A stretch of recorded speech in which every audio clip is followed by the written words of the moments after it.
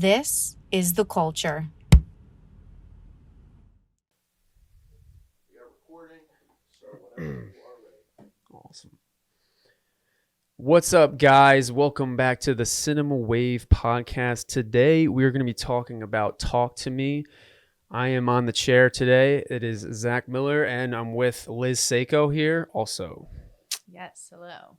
So we are going to be talking about Talk to Me. This is the new A24 horror movie that just came out. It is now critically the number 6 most profitable A24 movie. It was made by a pair of Australian YouTube brothers, Danny and Michael Philippou. They have a rising claim to fame success story in Hollywood. They were YouTube stars.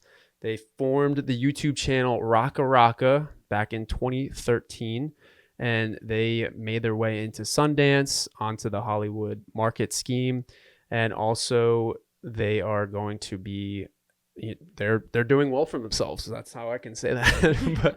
But yeah, so big success story for them. Congrats to them. Love to see it. And now they are really doing magic for A24. But Liz, I think we're just going to get into our first thoughts on the movie. So what was your first thought? Overall, I really liked it. It was a solid horror movie. I don't know actually if I would categorize it as horror, probably more suspense. But overall, pretty good, especially once I found out that it was like a YouTube stars that kind of wrote the script and were directing it. I was actually really surprised by how great they did for their first film. What'd you think? Yeah, I agree. I mean, I wouldn't have thought that this was a first film for YouTube stars. Yeah. I would think it would be a lot more simpler and diluted than it was. But they did a great job with it. They made it complex for many reasons. But it was a good horror movie at its core. It had all the elements of suspense. It had a lot of ghouls and spirits, that type of thing. But they put an original flair to it, which I respected a lot. So I liked it because it was kind of like the typical Ouija board film almost, but they went a different route by doing the hand, which was super creepy actually. And the way that they had each like possession scene I thought was really well done, because not only were they showing the people that were holding the hand, they were also showing the reactions of the friends, which I really liked, because sometimes films don't necessarily show the reactions of the people in the room when something terrifying is going on. They only show like the actual possession part of it. Yeah, to go off of that too, the first time they introduced the hand, we don't know what's going on, which I thought they did really well. Was they were hinging on this anticipation from the audience of, okay, what's going to happen, or what are we going to see? So when they first break it out in the game fashion with that big group of people, someone does it, and then you just see them start to contort their bodies, and and you're like, whoa, what's going on? Is something in them? Like, what happened? And then the spirit inside them starts talking to them, and then for a couple people, I think it doesn't happen until our main character goes in the chair, but we don't see anything until she's in the chair. Yeah, we don't actually see, because up to that point, some of the characters are also thinking, oh, they're pretending, they're just trying to get likes on Instagram by having these crazy things happen to them. But once the main character, sits down and does it, is the first time that we as the audience get to see into what they're seeing when they put their hand on the hand. Yeah, I thought that was really well done. Yeah, which I'm glad they did too, because again, also with scary movies or horror films, they'll keep their cards to their chest and not show you what is actually happening until the last possible second, usually in the last 5 minutes of the film. So I'm glad that they let us in on what they were actually seeing, because they didn't have to. They totally could have just kept it as if, oh my gosh, it's some terrible horror thing that she is seeing when she's in this game. But I like that they kind of lifted up the curtain and let us also see what was going on, because I think it actually made it scarier and more of like jump scares. Yeah, I liked how it was different every time too. It wasn't just one monster like Insidious or, you know, some of the other movies it was multiple people, and then over time you're realizing these people have all passed away in their Yeah. own way. And then once they start letting the door open to these personal people in their lives, the most jarring scene of the movie, I think, to you and me, was when the brother gets involved and he Yeah. gets peer pressured into doing it, and he starts to like, no, I'll do it. Like, so when that happens, of course, that was totally unexpected that his mom, of all people, was going to be in that game.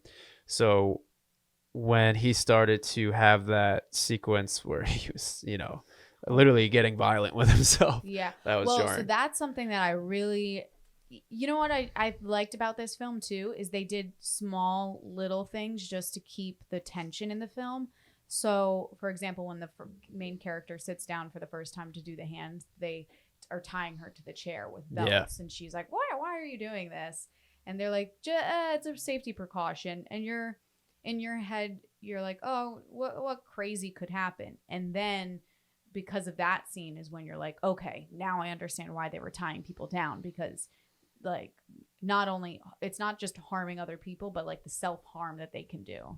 Yeah. And I think that also goes into one of the major themes of the movie, which we were talking about, was greed and lust, and then even elements of addiction that, would people our age, if they had a situation like this, react the same way? Would they record videos of each other doing it? Maybe not, but there is an addiction and the peer pressure that was very relevant because they're mostly high schoolers, and then they discover things about themselves through this spirit thing. Like one of the biggest things in particular too was the one friend Jade, who is a sister to the little brother, that her boyfriend goes into the chair, and then he has that one extreme moment where the spirit is like, oh, he doesn't like it when you touch him, like, and then she's like, what do you mean? And then that goes into a whole complex thing. Yeah, it's almost like when the spirit enters you, they start seeing who you are inside of yourself, so then they can share like your darkest secrets almost, which like for people that might be the most terrifying thing. But honestly, I found it funny watching this because I was just like, I would never do that. I was like, I would have been out of that room so fast the moment somebody put that hand down. I would have been like, I don't care if it's fake, I am out. I don't want to find out if this is real. But kind of going on that point, what I like that they did, which I think was really good in this screenplay actually, is the justifying of why she did it. Because I think sometimes a lot of horror movies also, they just the characters do crazy things and stupid things that us as audiences are like, why are you running into the house right now? Just because they want the plot to keep going so that they can do another scary thing. And I think by bringing in the element of her grief and kind of searching for help or searching for meaning, it made it more realistic that she actually would participate in this game and keep participating after she sees the damage that it does to not only herself but other people. Yeah, and that really comes out when she's starting to communicate with her mom and the little boy. I know. And her mom is like starting to have a conversation that she's barely had with her mom her entire life. And she's trying to get answers. She's trying to get closure. And then it ends up harming the boy because they go over time of a safe zone of time.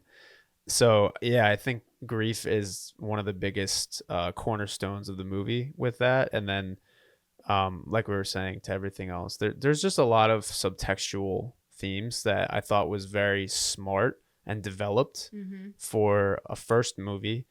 And then just for a horror movie, it's usually very cookie cutter. There's a guy with a chainsaw, and then he's coming after us. But this had a little bit of layers to it, much like, the layers of people too.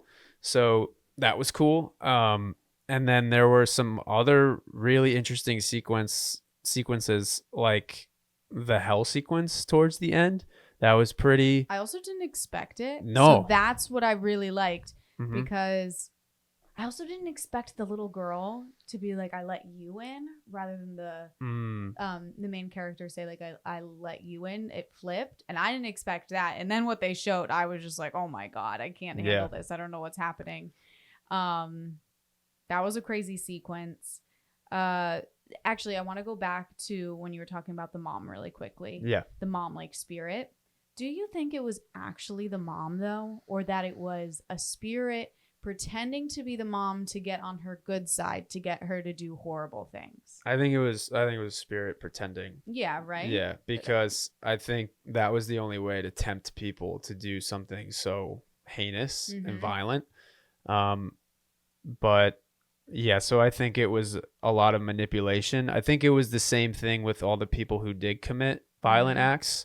Like in the intro, there was, I mean, we don't see it, but you could assume that the first teenager has some kind of psychosis trauma event that is convincing him to kill himself, or it's just like something that is like inside him, and he's the only way to stop the pain is to, like, you know, kill himself. And then there, even with the boy, they were like, the boy is suffering, the boy is suffering. Yeah. We don't know if that was 100% true, or if that's what the spirit was feeding those lies to. Yeah, looking after, now that I've had some time after seeing it, thinking back on the script and things that I liked and things that I didn't like, I think there was one point that now I wish that they had maybe developed more, or there was more for them to work on in the storyline, was her relationship with her dad. I felt like he was just kind of like in the background. And again, this is something that a lot of horror movies do, where kids are running around doing the craziest things and getting involved in like dangerous horror events, and the parents are MIA, not around at all. And I feel like they did that a little bit with his character. And I feel like the reason that bothered me was because the other parent, the mom, was so present and was in so many scenes and was relevant. So I feel like that counterpoint kind of bothered me a little bit. Yeah, I thought kind of the same thing, because the dad was the whole time trying to be earnest and in her life, and he was always given the cold shoulder every time he was basically in a scene. And I get what they were trying to do with the mom having the overdose, so she resented her dad a little bit for not protecting that. But I did think that he was, if anyone's going to help her in most of the situations, it's going to be her dad. So there was the one scene where she busted into the room, or where he busted into the room, but I don't know. I really did want him to be more of a focal point of the film, and then just, yeah, like you were saying, the mom was more of a presence in their lives. So I wanted a dynamic there. I wanted maybe the families to get together, just something that gives more development to his character, and then further development of that relationship, like you were saying, or something in the end that brought him back together. Yeah. Or brought his storyline a little bit in more. I mean, they did bring him in a way where like something horrible happens to him too. Right. But I thought he was going to be more of a pillar in how the story like wraps up. Yeah. And for me, he wasn't really relevant necessarily to keep the story going. It was just more kind of a side scary moment, like, ooh, let's try to get the audience one more time before we wrap this up. Yeah. Yeah, for me, the mom was like, she had a funny scene when it, like, that was completely out of context, like when she was like, oh, you guys are having a party, I know it, and they just kept saying no, we're not, and then she kept going to each different person trying to get out of them that they're having a party. I just thought that scene was really well done and funny. Yeah. And nice. Wasn't she like, oh, the door's gonna stay open or something? Yeah. It's like a classic mom moment. But yeah, so yeah, I thought I liked her character more than the dad. But yeah, that was pretty much. I don't know. I don't have like zero. I thought it was okay. I thought it was definitely a little on the nose for a millennial audience at points, because of the recording of like, oh, I'm gonna post this on social media. Like that always takes me out of stuff like that, I guess. I know that's the day and age we're living in, but when it's like sometimes movies are meant to be a little bit of an escape. And to me, I don't know if I needed to see this so virally posted around. I think if they maybe kept this hand a little more secretive, or like this bad group of kids had it, and I don't know, or someone just got a hold of it again. But the way I didn't like the viral side of it, I Really, guess. I actually Yeah. didn't hate it because for me, I don't. I agree with you. I don't like when they do the viral thing where they put the screen, like the texting screen, up so that you can see them typing. That stuff, yeah. Like, do you know what I mean? Where they have like the person The here text and then the message. text Yeah, message like floating randomly. That drives me crazy because I just feel I'm like, oh God, I It's get so it. overdone. They're Yeah. texting right now. I don't need to know what they're texting. Like, let the actor show me in their face what they're texting rather than show me the actual words. But I didn't mind them in the beginning showing how viral it was because I think it led to them being more curious. Okay. Yeah, that makes sense. Yeah. Because I think if it had just been some like quiet group that had it and not a lot of people knew about it, it would have put the characters off from even like participating at all. But this made it seem From seeking it out. So Mhm. like they want it to be a part of a trend yes. more than that makes sense. Mm-hmm. That's actually I didn't think about it that way. That's what I think. That's a good What point. did you think of the performances though, the acting? I really liked the kid Riley. I really liked the main girl. I think her character's name is Mia. Yeah. I thought pretty much everyone was good. I thought she was really Yeah. good actually. Oh, she The was lead- very good. Yeah, the lead was very, very good. I thought she was really good because she didn't her character arc really, it didn't go from 0 to 100. She really went slowly to transition fully into Yeah. whatever her character turned into in the end. Oh yeah, I mean she gets completely warped just Mhm. as a person, and then whatever the spirit did to her psychologically, Yeah. who knows? That was messed up. But just the way that her expressions would be of just being mortified when she Mhm. sees something that she completely didn't expect. I think it comes out even some of the best in the beginning. Mhm. When she sees it for the first time, she's like, "Oh my gosh, like what is that?" And then the longing that she's wanted to have for talking with her mom again when she Yeah. experiences that for the first time, she can't believe it because she's been trying to close up these loose ends forever, and now she has a chance to finally talk face to face with some of her mom. So I thought that was very well done on a performance level from her. So yeah, the performances I thought were pretty good. What did you think about the performances? Did you like them? I agree. I thought that they were good. I think that I think the screenplay was strong. I think it could have totally gone downhill if the actors had not shown up to play and really been strong with their choices and making everything clear. Mm-hmm. And if they just went for let's do a Scream version and make it as horror and typical as anything, I think they kept it real and honest, rather than going for typical horror movies. But I'm still surprised on how well it's doing for an A24 movie. I am too. Because Yeah. it gave me everything that I thought it was going to give me out of the trailer. I mean, it gave me a few jump scares and like a few surprises that I didn't see coming. But overall, it was a story that I was like, yep, that makes sense. And that's what I thought I was going to get coming into this movie. Yeah, I especially for being a horror movie, but A24 has had a lot of success with horror movies. I know. So that is also very surprising to me as an indie studio. Horror does very well. I'm just going to read off the top 5 most profitable A24 movies. It's number 1, Everything Everywhere All at Once. They made $111 million in profit. Number 2 is Hereditary, $81 million in profit. Number 3 is Lady Bird, $80 million. 4, Moonlight, and $64 million. 5, Uncut Gems, $50 million. And then this movie sits at number 6 with over $45 million and counting for it being in theaters. So now that comes into the fold, we have 3 like that shocks me. horrors. I'll be honest. Yeah. That really surprises me Mhm. because it's creeping in on Uncut Gems profit, Yeah. which for me this movie doesn't really even go near. I was Uncut gonna Gems. say, yeah. To me, Uncut Gems is almost more marketable than this in a way. Like I don't know. Like Talk to Me it's a horror It's movie. a good horror Yeah. movie. It is a Mhm. if you want a if you're looking on a Friday night for a good horror movie, go see this because Mhm. it is really good. Yeah. For me, it isn't near a mind-blowing horror movie like Hereditary was. Hereditary really knocked me out of my chair, Oh. and I didn't expect anything that they Mhm. gave us, even from the beginning shot. It also was shot beautifully.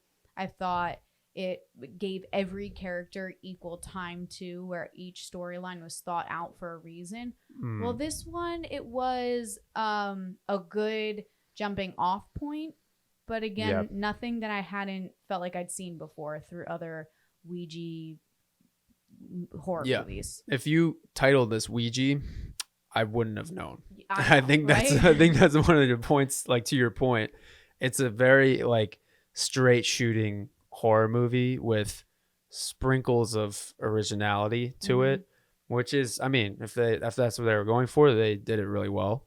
But everything else on this list is super original. I know. So So why do you think it's doing Yeah. so well though? What do we think? I think there's a lack of horror lately at the movies, so that That's could be a true. big thing. Like at least in this gap of time, I am surprised at the time of year that this came out though. Too I it was know. like I was June, surprised that they didn't July. wait a little bit until like Mhm. end of September, October to put this out and really try to be on that Halloween vibe. Yeah, that's what I was thinking too. I was like, this is in my mind, like this is. I mean, the plot too. Like this is something you could play at a Halloween Well, I know game. because okay, so if it's So- making as much as it is now, if it Mhm. had come out near Halloween, it probably would have done better, honestly. Yeah. Which is crazy because then it would have been almost number 4 or 5 on Yeah. the highest grossing for A24 movies. I have to wonder that maybe that's because of the lineup and the stacked lineup of movies at the end of this year, with October That being they so didn't wanna packed. get lost. Yeah, because it might have Okay. made significantly less if you have Really? Killers of the Flower Moon, like all these other. I know, but I big feel movies. like people when it's around Halloween, people do want to go see a good scary movie. Yes. And this is a good scary movie. Mhm. I don't think it's fantastic, but I think it's a solid good one. Mhm. So a part of me thinks that the reason it's making so much is because of these YouTubers. Yeah, I think that's a big reason. And then a lot like A24 also has a lot of credibility now to their name, so Yeah. that's a big thing. But yeah, I mean, going back to what we were saying, all of these movies on the list are supremely original in their own right. Like Everything Everywhere All at Once, that is its own genre at this point. I know. And then we got Hereditary is exploring depths of darkness that should not be touched in horror genre movies. And then this is it's a more commercial movie Mhm. of a horror movie. And then even movies like X and Pearl, Yeah. that trilogy they're doing, those are a little bit more original and tailored than this one, Yeah. I think. This movie gave me a lot of It Follows vibes, Mm. actually. Mm-hmm. But again, I feel like It Follows just has a little bit more of an edge to it because it's such a different script than what usual horror movies are about. Yeah, same. I feel like it was kind of same tone, same vibe. Like you see these random people in the darkness, but I loved It Follows, but I think this movie was good, not great. Yeah, I would give it like a 7 overall. 7. Yeah. Okay. Yeah. I think that's higher than I would go. Okay, I think I'd do like 6.5. gotcha. Which is not far It's off, good. and it's I mean, good. Usually Yeah. for horror movies, Mm. sometimes I'm like, oh, 5, 4 or 5 range. Yeah. So it's getting up Mhm. there. Yeah. I was invested in it. I think if you're interested in anything horror, I would totally recommend going to see it. But yeah, you know, it for it being, I think it's literally just the list of box office for A24 that is throwing me That's- off. I think that's what it yeah. is. Because yeah, but it, you know, it did make 10 times its budget. It was $4.5 million to make, which is a shoestring budget in this day and age. I know, but horror then- films are always a smaller budget too. Yes, that's true. So I mean, it's already. Didn't you? There's a sequel that they're already kind of talking about, which for me, I feel like they shouldn't do a sequel of it. I was gonna say, yeah, that was another thing we were definitely gonna talk about. Was this the sequel was announced maybe a couple weeks into when it came out in theaters, which I was very surprised about, especially for A24. I've just never gotten that impression that they would do something that quick. But Have they ever done a sequel before? yeah, they have a few trilogy. There's at least the one trilogy is the Pearl trilogy. Oh well, yes. And then I'd have to think back to the other ones if there are I just any. feel like this is gonna turn into like. I just don't know where they're gonna go with the storyline. Like, is it now gonna be a different group of friends that have the hand, and then we see that unfold, and then, or is it gonna be like, oh, we have to go help her, like escape the hand, and Yeah, they somehow could go. get her out. It could be a rabbit hole. It could be too many things, and I just feel like this was a decent horror film. Stretching it out just to make more money off of it, it's like, get off that I train. agree. Get off of it, because take what you made and go make a completely different horror film now. Yeah, I completely agree. Do you have anything else you would like to add to this podcast about this movie? I don't think so. Although I will say I love what A24 is doing with incorporating like the title sequence, like how they incorporated the hand for like A24. I love that. I feel like they should keep doing that because I think it's really good branding. My favorite was the googly eyes from Everything Everywhere. Yeah, that was great. It's But really good. That's always original and cool that A24 does that. But yeah, if you have nothing else to add, I think that wraps it up for our review of Talk to Me. If you haven't seen it already, go into theaters, go see it while you have the chance. It should be out for a month or so, maybe 2 months, depending on how it does commercially in the box office, but it's getting a lot of buzz. If you're into horror, catch it. It will probably be on streaming by the end of the year as well. I'm going to make a bold prediction on that, so we'll see what happens, but stay tuned for more Cinema Wave content. Be sure to like and subscribe. Listen to us on Spotify and Apple Music, and we will see you next time.